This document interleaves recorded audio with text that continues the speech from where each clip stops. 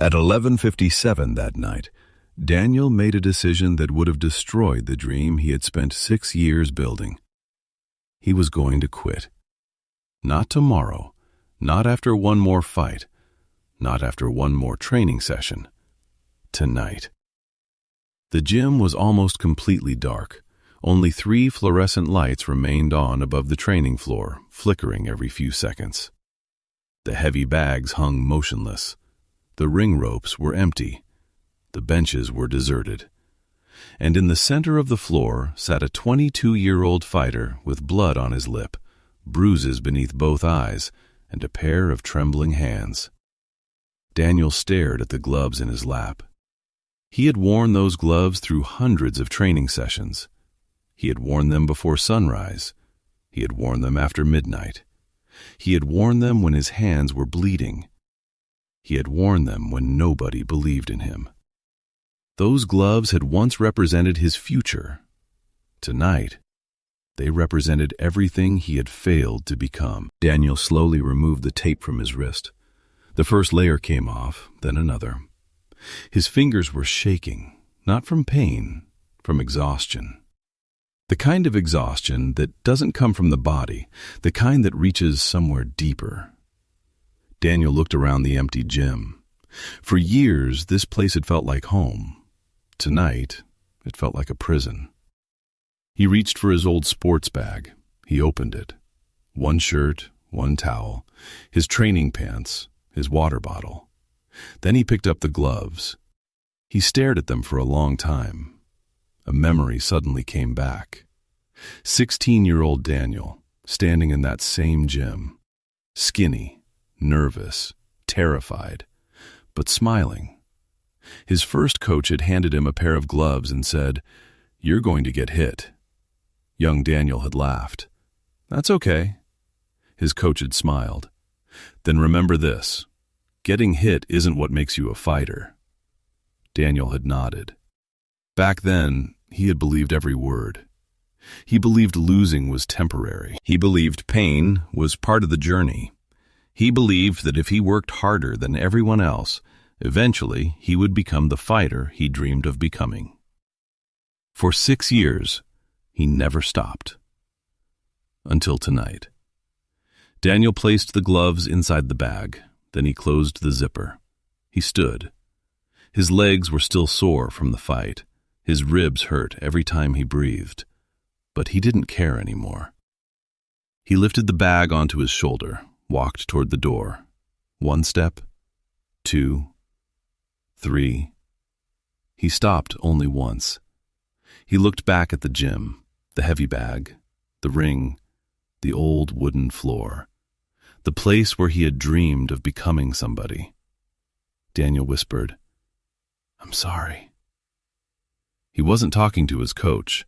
He wasn't talking to the gym. He was talking to the 16-year-old version of himself, the boy who had once believed anything was possible. Daniel reached for the door. His fingers touched the handle. And then, the door opened. Daniel froze. A man stepped inside. He wasn't in a hurry. He didn't look surprised to see someone there. He simply walked into the dark gym as though he had every right to be there. Dark jacket, dark pants, calm expression, sharp eyes.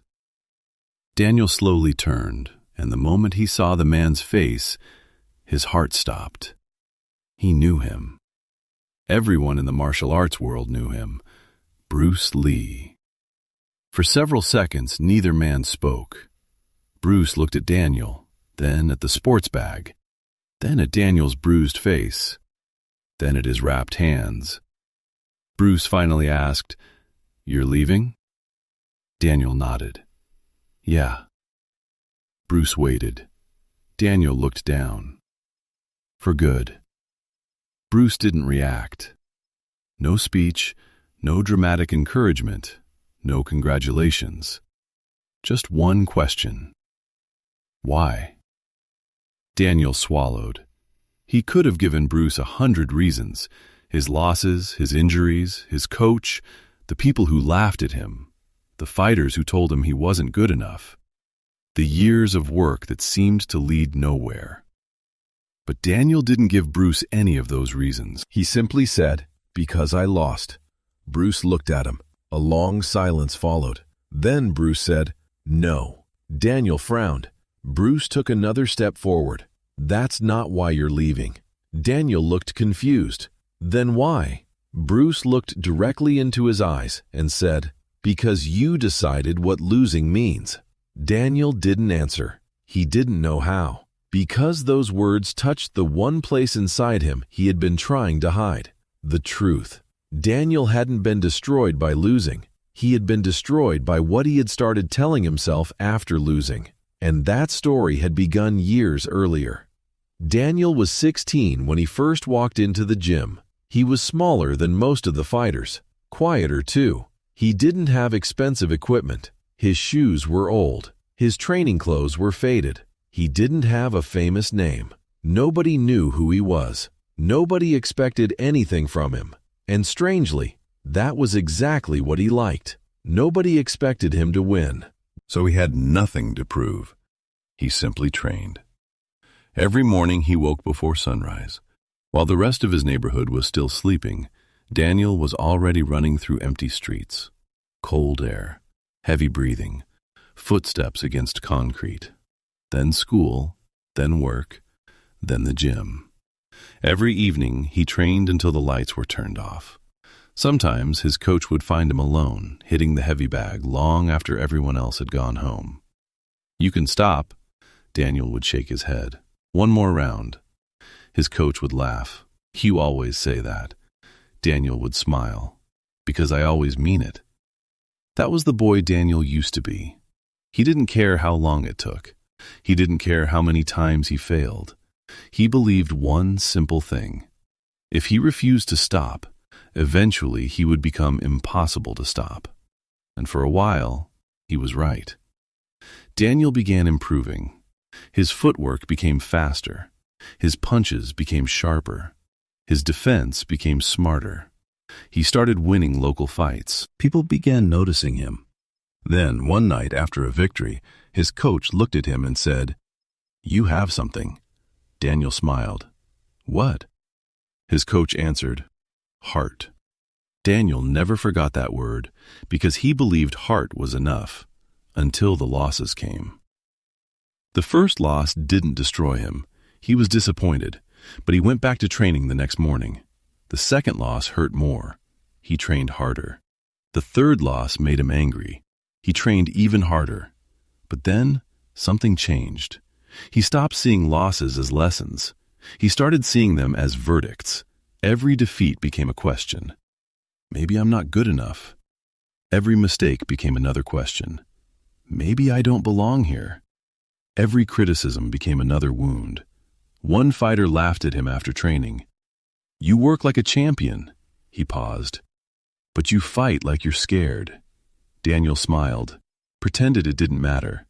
That night, he couldn't sleep. Another fighter told him, "Maybe fighting just isn't your thing." Daniel laughed, but he remembered it. Then one afternoon, Daniel walked into the locker room and heard two fighters talking. They didn't know he was there. "He's always training." "Yeah, but he keeps losing." A short laugh. Then, "Maybe he's just one of those guys who works hard because he knows he'll never be great." Daniel stood behind the door, completely still. He didn't enter. He didn't confront them. He simply walked away. That night, he trained until his knuckles bled. Not because he wanted to improve, because he wanted to prove them wrong. And that was the beginning of the problem. Because Daniel had stopped fighting for his dream, he had started fighting for other people's approval. Then came the fight that was supposed to change everything. The opportunity was bigger than anything Daniel had ever had. A victory could put him in front of scouts from a major tournament. A victory could change his career. A victory could finally prove that all those years had meant something. His coach told him, "This is your moment." Daniel nodded. "I know." For weeks, Daniel trained harder than ever. He studied his opponent. He worked on his weaknesses. He ran until his lungs burned. He sparred until his legs stopped responding. Every night before sleeping, he imagined the same scene.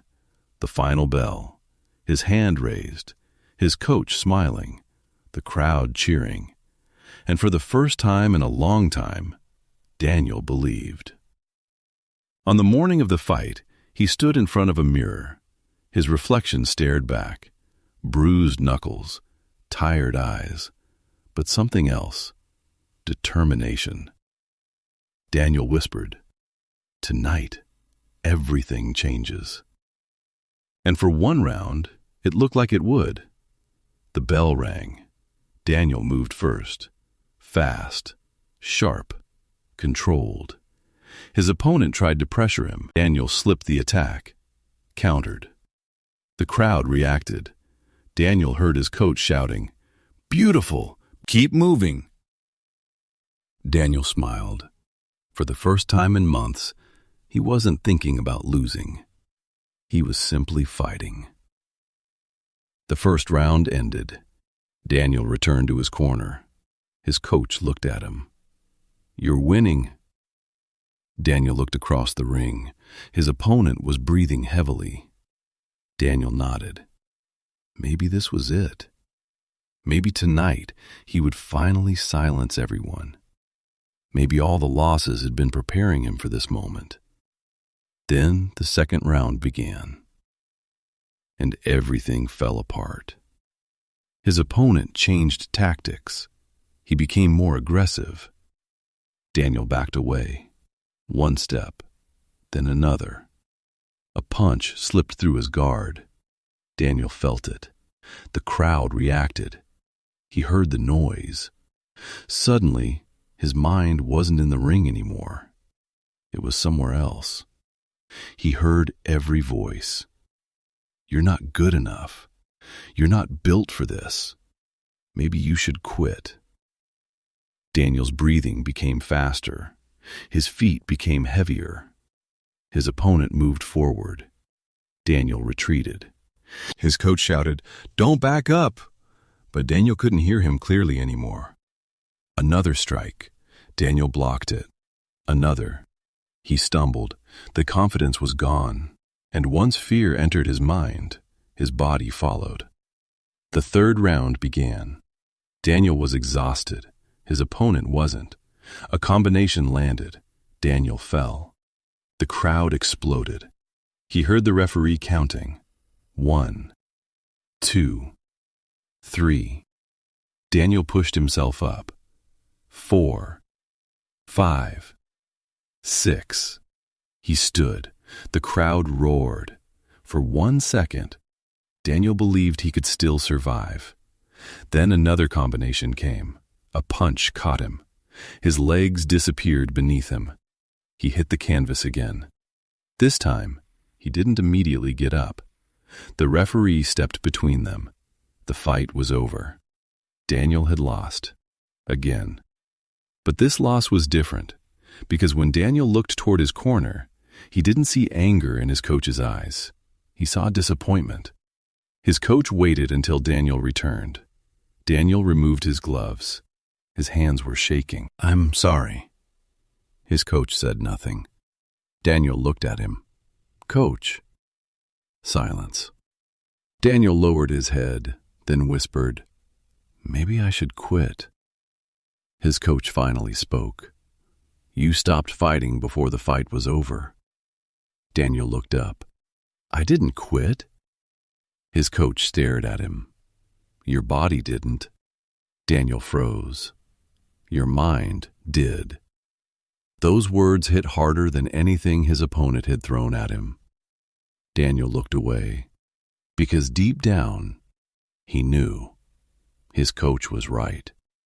The fight had ended when the referee stopped it, but Daniel had started losing long before that. The moment he became afraid of what losing would mean, he had already begun surrendering. That night, Daniel returned to the gym alone. He sat on the floor, packed his things, picked up his gloves and made the decision. No more. No more training, no more fights, no more humiliation, no more proving himself.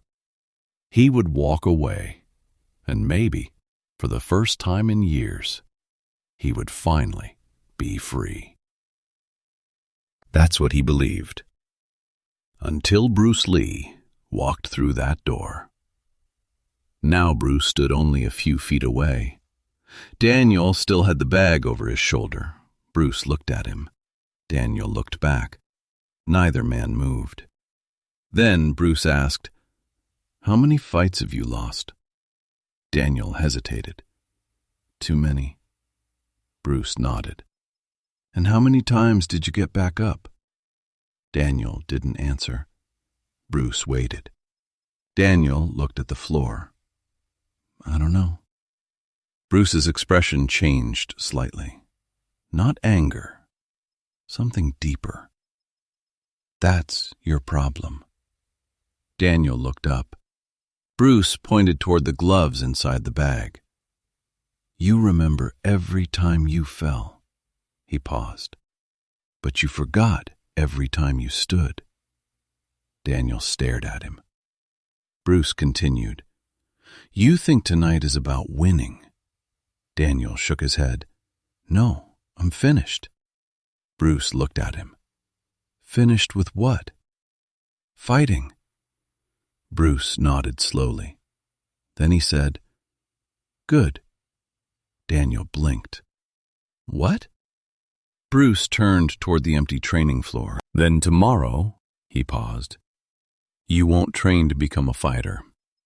Daniel didn't understand. Bruce looked back at him. "Tomorrow, you train to find out who you are without winning." Daniel stood completely still. Bruce walked past him, toward the center of the gym. Then he turned. "Put the gloves back on." Daniel looked at his bag. "I'm tired." Bruce nodded. "Good." "I'm hurt." "Good." Daniel frowned. "I'm afraid." Bruce's eyes remained calm. "Good." Daniel didn't understand. Bruce stepped closer and quietly said, "Now we know exactly where to begin." Daniel stared at him. For the first time that night, he didn't reach for the door. He reached for his bag.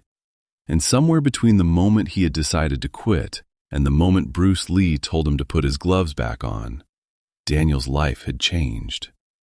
But he still didn't know the hardest part. Bruce Lee wasn't going to teach him how to win. He was about to teach him how to keep going when winning was no longer guaranteed. And what Bruce asked Daniel to do the following morning would push the young fighter closer to breaking than any opponent ever had. The next morning, Daniel almost didn't return. His body hurt, his face was swollen, his ribs screamed every time he breathed. And yet, before sunrise, he walked back into the gym. Bruce Lee was already there. Daniel looked around. "Where do we start?" Bruce pointed toward the floor. "Run." Daniel frowned. "How long?" Bruce looked at him. "Until you want to quit." Daniel started running. 1 lap, then another. His breathing became heavier. His legs began to burn. Finally, Daniel slowed down. Bruce immediately said, "Why did you stop?" "I'm tired." Bruce nodded. "Then run tired." Daniel kept moving. Minutes later, Bruce raised his hand. "Stop." Daniel bent over, exhausted. Bruce walked toward him. "You thought being tired meant you couldn't continue." Daniel said nothing. Bruce looked directly into his eyes. "That's what you did in the fight." Daniel froze. Bruce continued. "Your body wasn't finished." He pointed toward Daniel's head. "Your mind was." That sentence stayed with Daniel, because it was true. Then Bruce told him to put his gloves on. "Hit me." Daniel attacked. Bruce moved. Daniel missed. Again. Daniel attacked. Miss. Again. Faster. Miss. Again. Harder. Miss. Daniel finally shouted, "How many times?" Bruce calmly answered, "Until you stop counting." Daniel attacked again. This time, he stopped thinking. He moved. Bruce blocked. Daniel adjusted. Bruce stepped away. Daniel followed. Bruce suddenly stopped. Better. One word. But Daniel felt something he hadn't felt in months. Not victory. Progress. Days became weeks. Bruce didn't teach Daniel how to become unbeatable. He taught him how to remain calm when things went wrong. Every mistake had the same answer. Again. Every fall. Again. Every moment of doubt. Again.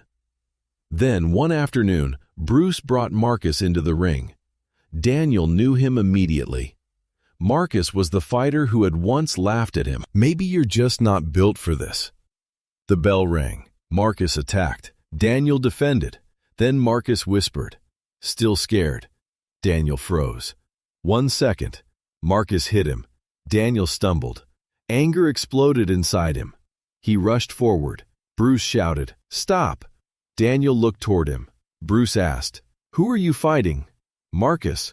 Bruce shook his head. "No." Daniel stared at him. "You're fighting the voice in your own head." Silence. Bruce continued, "If you fight because you're angry, he controls you. If you fight because you need to prove something, he controls you." Daniel took a breath. Then another. His shoulders relaxed. Marcus attacked again. This time, Daniel didn't chase him. He watched, moved, breathed, blocked, countered. One clean strike. Marcus stepped back.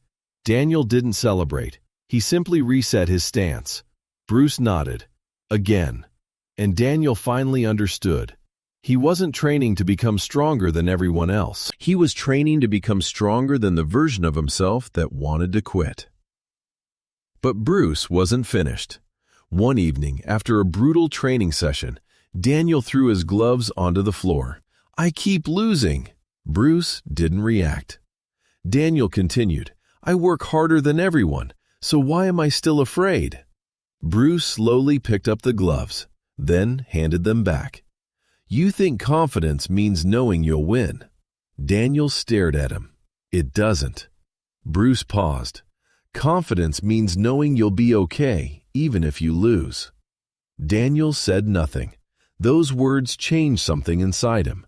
For years, Daniel had been trying to guarantee victory. Bruce was teaching him to stop needing one. Daniel put his gloves back on. Bruce nodded. Good. 3 weeks later, Daniel's next fight was announced. His opponent was bigger, more experienced, more confident, and he had never been knocked down in his career. Daniel looked at the name on the fight card. His stomach tightened. Bruce noticed. "Afraid?" Daniel took a slow breath. "Yes." Bruce nodded. "Good." Daniel almost smiled. "Why do you keep saying that?" Bruce looked at him. "Because fear means you're standing at the edge of something that matters." Then Bruce walked away. Daniel remained alone. His hands were still shaking. His heart was still beating fast. But this time, he didn't run from the feeling. He welcomed it. Because tomorrow, Daniel would step back into the ring. And this time, he wasn't going there to prove he could win. He was going there to prove that no matter what happened, he would never abandon himself again. 3 weeks later, the gym was packed. The same place where Daniel had once sat alone, bleeding and ready to walk away, was now filled with noise. People were shouting. Fighters were warming up. The crowd pressed against the edges of the ring, and in the middle of it all, Daniel stood completely still. Across from him was the fighter everyone had been talking about. Bigger, stronger, more experienced. A fighter who had barely lost in his career. Daniel looked at him, then at his own hands. They were shaking. His heart was pounding. The old voice returned. "You can't do this." For a moment, Daniel felt 16 again. Small, unknown, afraid. Then he remembered Bruce. Confidence means knowing you'll be okay, even if you lose. Daniel took a breath, then another. The bell rang, and the fight began. His opponent attacked immediately, fast, powerful.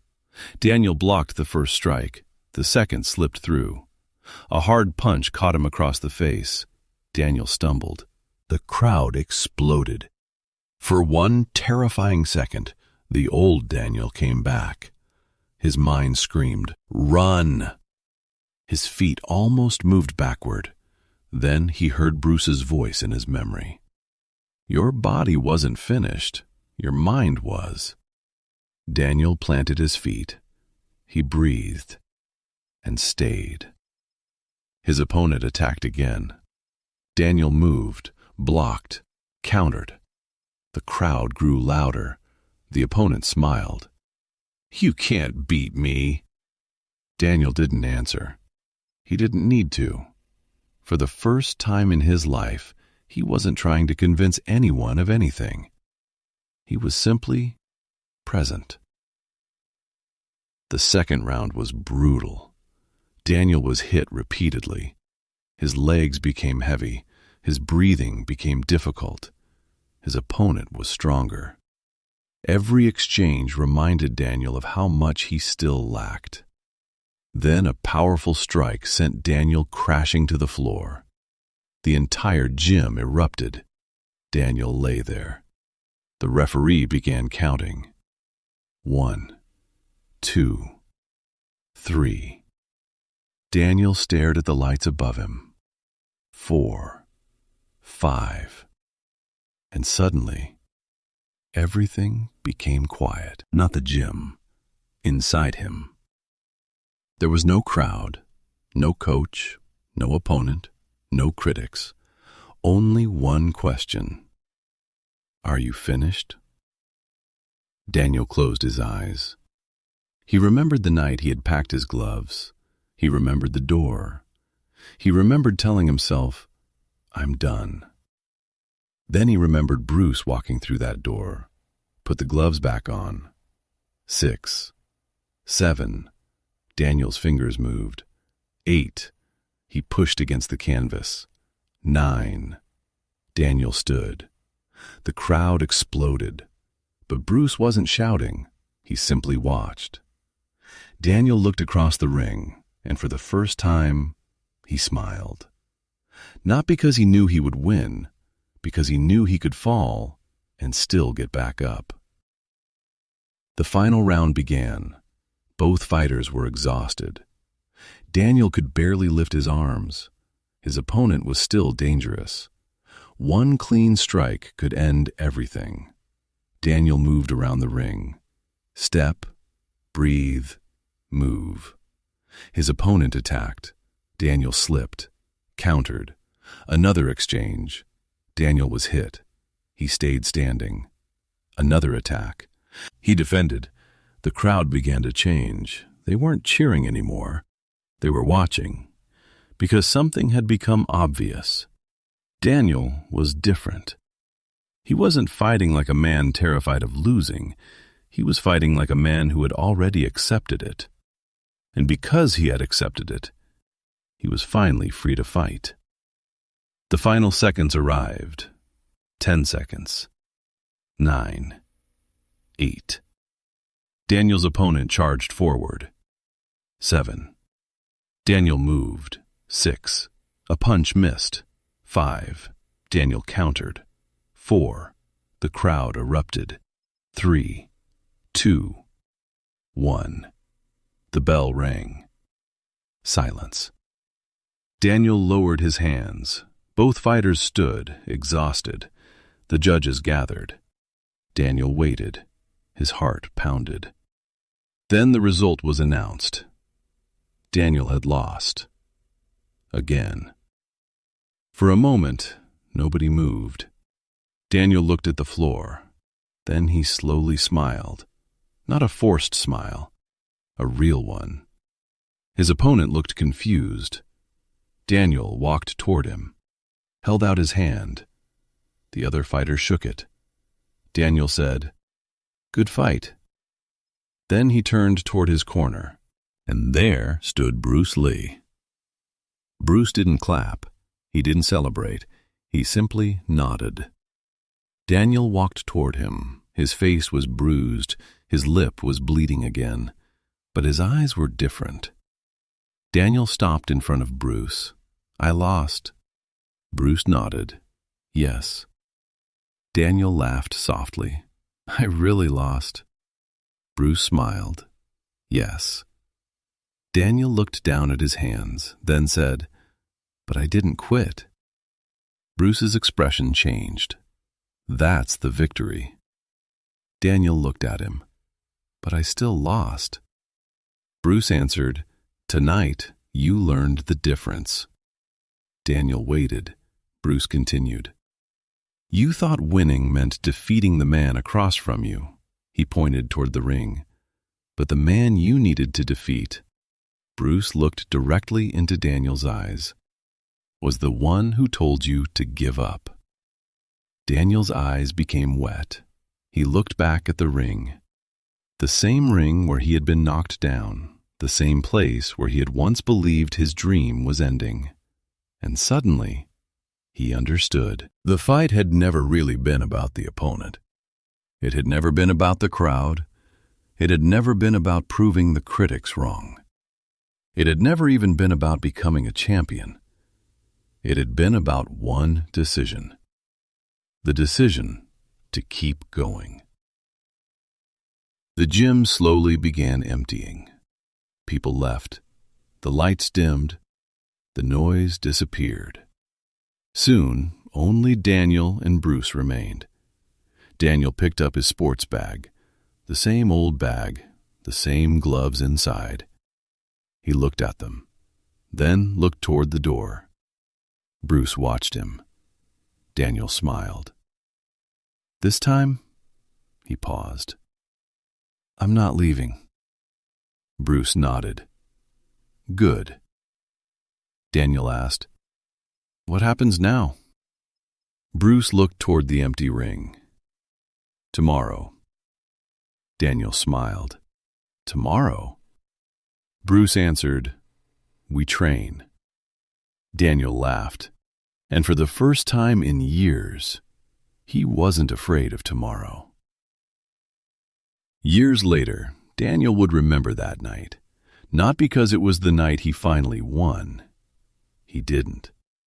He would remember it because it was the night he stopped measuring himself by victories. He would lose other fights. He would win others. There would be injuries. There would be setbacks. There would be moments when fear returned. But whenever it did, Daniel remembered the empty gym, the old sports bag, the gloves, and the man who had walked through the door when Daniel was ready to disappear. Bruce Lee never promised him that he would become a champion. He never promised him that life would become easier. He never promised that hard work would guarantee victory. He taught him something far more valuable: that losing is not the same as being a loser, that falling is not the same as failing, and that fear doesn't mean you should stop. Sometimes, fear simply means you are standing in front of something that matters. Daniel had entered that gym believing his dream was over.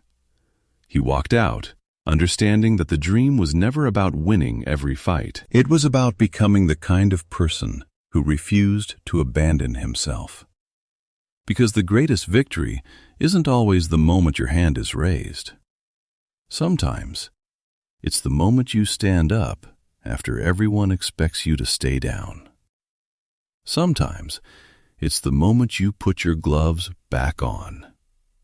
Sometimes, it's simply saying, "I'm not done." And perhaps that was the greatest lesson Bruce Lee ever gave that young fighter. You don't have to become someone who never falls. You only have to become someone who refuses to stay down.